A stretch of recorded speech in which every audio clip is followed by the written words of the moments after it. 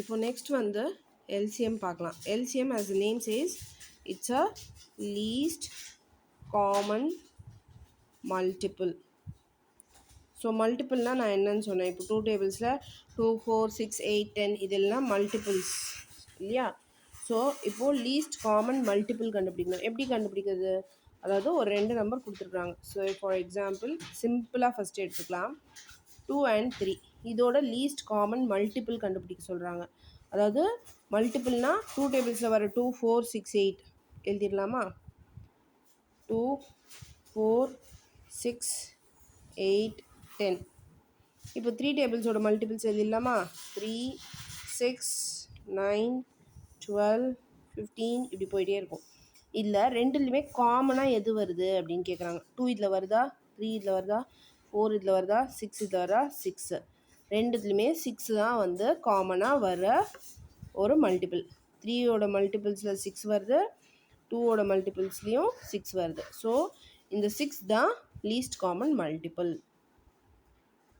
இப்போது இதை வந்து இப்படி டேபிள்ஸ் எழுதி பார்த்து தான் கண்டுபிடிக்கணுமா, ஒவ்வொன்றுமே அப்படி பார்த்து கண்டுபிடிக்க முடியுமா? It's not possible.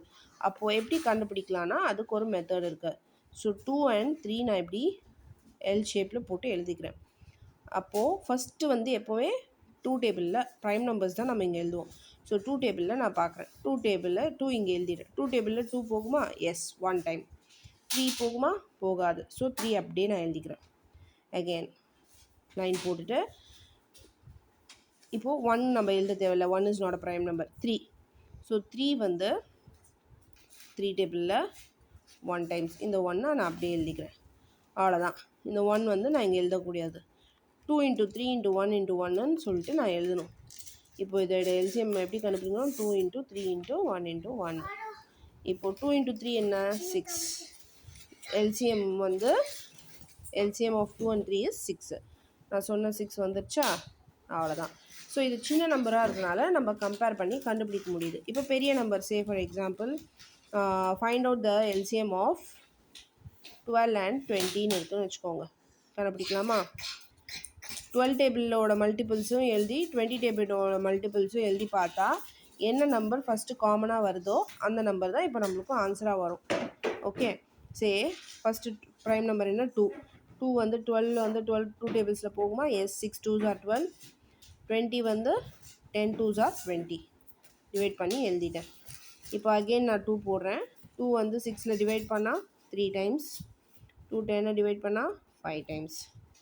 இப்போ நெக்ஸ்ட்டு 2 டேபிளில் இது ரெண்டுமே போகாது. ஸோ 3 டேபிள் போடுவோம்.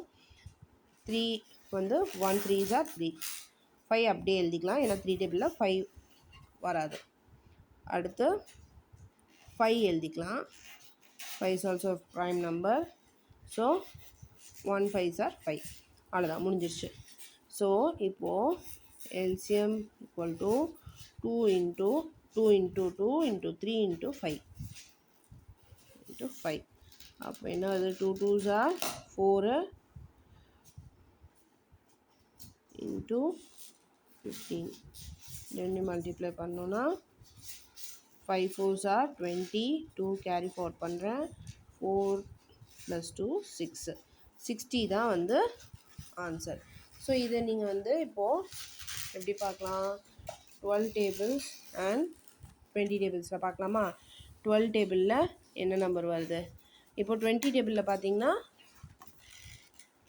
எல்லாமே வந்து 0ல் ஃபினிஷ் ஆகுது. 20 40 60 80 100ன்ட்டு.